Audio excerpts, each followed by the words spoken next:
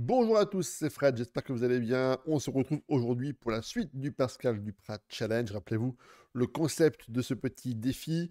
On prend des clubs qui sont dans des positions plutôt délicates au niveau du classement de novembre jusqu'au mois de février et le but étant de les sortir des zones rouges de relégation. On est arrivé du coup du côté du stade de Nantes où on a pris un club qui était en 16e position. Le challenge est plutôt intéressant. Il faut réussir à maintenir Nantes dans l'élite du football français. Pour l'instant, la première partie de la mission a été plutôt réussie. On se retrouve aujourd'hui pour la suite et le deuxième épisode de ce très intéressant challenge. Au dernier pointage, nous étions 13e du championnat avec 6 points d'avance sur le premier barragiste. On va donc voir ensemble, du coup, mois par mois, les différents matchs et les différentes prestations de l'équipe. Et on fera bien sûr également un point sur le classement au fur et à mesure de l'évolution des différentes rencontres. Le mois de février commence plutôt bien, une belle victoire contre le Stade de Reims, 2 buts à 1. Un doublé de Florent Mollet nous permet bien d'engranger 3 points très importants dans la course au maintien. On a pris l'ascendant dès le début de la rencontre avec une très bonne combinaison entre Carlos Vela et Florent Mollet qui vient inscrire une frappe magnifique sous la barre transversale. Ensuite, il va venir marquer un doublé juste après la demi-heure de jeu sur un très très beau ballon de Francis Coquelin. Et les joueurs rémois vont réduire le score en fin de rencontre. Diakité va débouler sur le flanc gauche pour centrer en retrait pour Koueberlé qui va frapper par 2 fois et marquer le but du 2-1. Contre Brest, pour le match retour, on arrive à prendre entre guillemets notre petite revanche sur l'équipe toujours bien emmenée par Ludovic Ajorc, le géant joueur de Brest, a encore une fois été très bon dans le domaine aérien. En tout cas, cette fois, les joueurs de Brest ont eu en face de la rivalité, de l'intensité. On a imposé un style de jeu extrêmement agressif et très physique.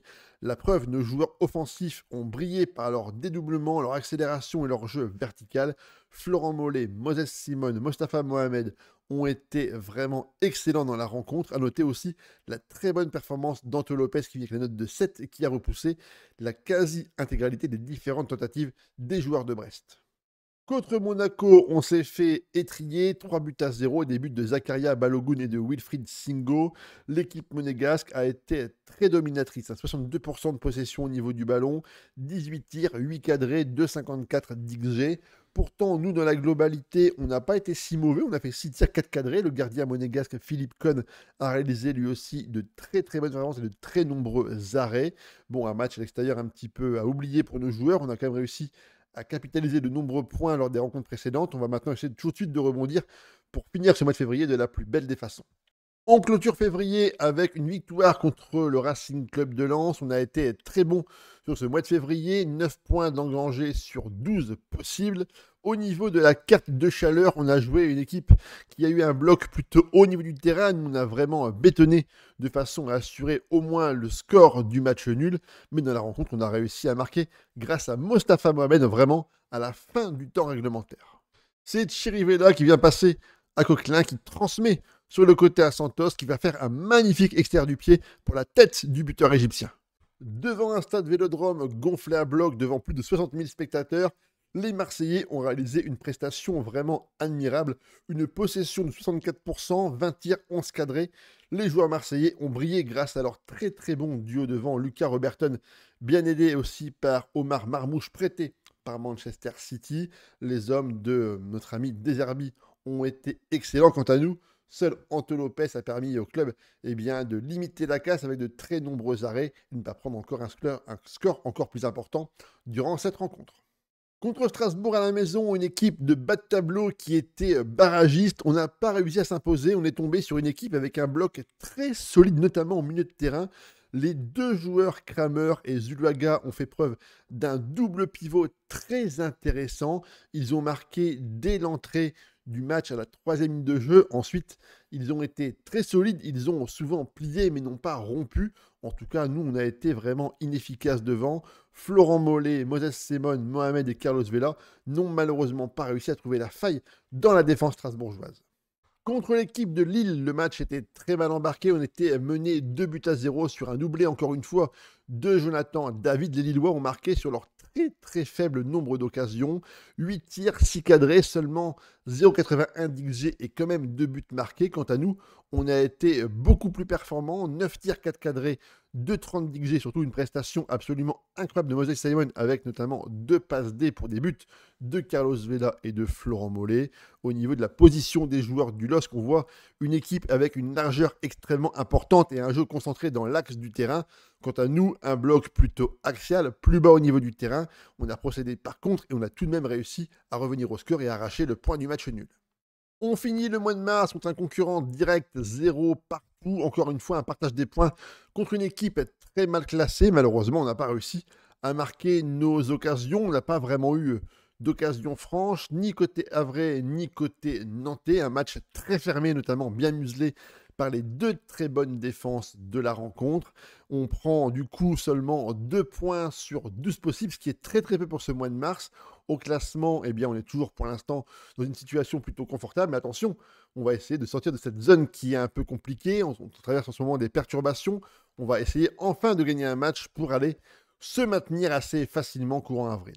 La série de mauvais résultats s'enchaîne contre l'équipe de Nice avec un but de Morgan Sanson. Là encore, on a été archi dominé dans la rencontre. On a subi énormément de tirs, 19 tirs, 10 cadrés. Anto Lopez finit homme du match avec une note de 8,2. Autant dire que sans lui, le score aurait certainement été nettement plus lourd. Et aujourd'hui, contre le PSG, on n'a pas encore gagné le foot. Francis Coquelin avait pourtant ouvert le score et on était plein d'ambition au retour de la seconde mi-temps. Malheureusement, du côté des Parisiens, eh bien, les murs ont tremblé. Luis Enrique a su trouver les mots pour remobiliser son équipe parisienne et les buts ont été marqués par Kvaratskhelia, Ramsey Ramos et Nuno Mendes en fin de rencontre. On a vraiment subi des vagues et des vagues, des assauts de toutes parts du côté du bloc parisien. Les Parisiens seront quasiment assurés de finir champion. En tout cas, on a vraiment subi aujourd'hui la foudre d'une très très belle équipe de ballon. La situation devient très compliquée. On n'a pas gagné depuis le 25 février et c'est pas aujourd'hui qu'on va encore rapporter des points. Les Rennais, bien emmenés par un Hans Hatzber très très bon sur son côté droit, vraiment l'homme du match. Il a vraiment été un élément très important aussi bien dans la partie construction du jeu offensif que dans le repli défensif. Le joueur hollandais a vraiment brillé de mille feux sur la pelouse du Roazhon Park. Au niveau des stats, les Rennais ont eu une très très grosse possession, 66% du temps la possession de la balle. Ils ont également subi 16 fautes. On a imposé un jeu très physique, très agressif, mais malheureusement, on n'a pas réussi à convertir nos faibles occasions. Il est vraiment temps de gagner les matchs pour essayer au mieux de finir à une place honorable et de sauver le club, car pour l'instant, c'est encore loin d'être le cas. Nos joueurs se sont enfin réveillés. Un doublé de Moses Simon nous permet de prendre des points contre le 8e du classement de Ligue 1. Toulouse a subi les foudres du joueur nigérian, vraiment intenable sur le flanc gauche. Il a marqué 2 buts très importants. On va d'ailleurs les voir tout de suite. Guillaume Restes a fait une très très bonne prestation du côté de Toulouse, mais Moses Simon a su trouver la faille par 2 fois. Une très belle frappe, quasiment 18 mètres, qui finit dans le petit filet opposé. Et juste après, il va doubler la mise sur une action plutôt très bien construite par Coquelin, un relais de Mollet. Il vient glisser la balle entre les jambes du portier français. Ce résultat nous permet d'enchaîner sur une nouvelle victoire. Ça fait longtemps qu'on n'avait pas gagné 2 matchs consécutifs contre Angers. Victoire 5-2, 5 buteurs différents dans la rencontre. Nico Palois, Moses Simon, Marcus Coco, Mostafa Mohamed et Yassine Amash ont été vraiment les troubles faits pour cette équipe d'Angers. Moses Simon a vraiment pris ses responsabilités dans la fin du championnat, avec notamment, encore une fois, une excellente prestation. On prend un but d'entrée de jeu par Bemba Dieng sur une très mauvaise relance de la défense centrale qui a glissé immédiatement la balle au joueur du SCO d'Angers. On va ensuite égaliser par notre ami Palois, c'est ça, sur corner, d'un plat du pied sécurité quasiment proche de la ligne du but. Simon va ensuite se créer une occasion tout seul et vient marquer un très beau but sur une frappe par Alter Fofana. Le gardien d'Angers n'est pas exempt de tout reproche. Les joueurs d'Angers, les Angevins, vont ensuite marquer un nouveau but sur un débordement de Ferrat et le but, le doublé pour Bemba Dieng, l'ancien attaquant marseillais. On va ensuite vraiment se réveiller. Simon pour Koza qui va ensuite repiquer dans l'axe pour le Nigérian qui va centrer pour Marcus Coco qui vient placer une tête sous la barre transversale des buts angevins. Coquelin va ensuite transmettre le ballon à Coco qui va dresser un centre au second poteau pour la tête du géant égyptien Mostafa Mohamed.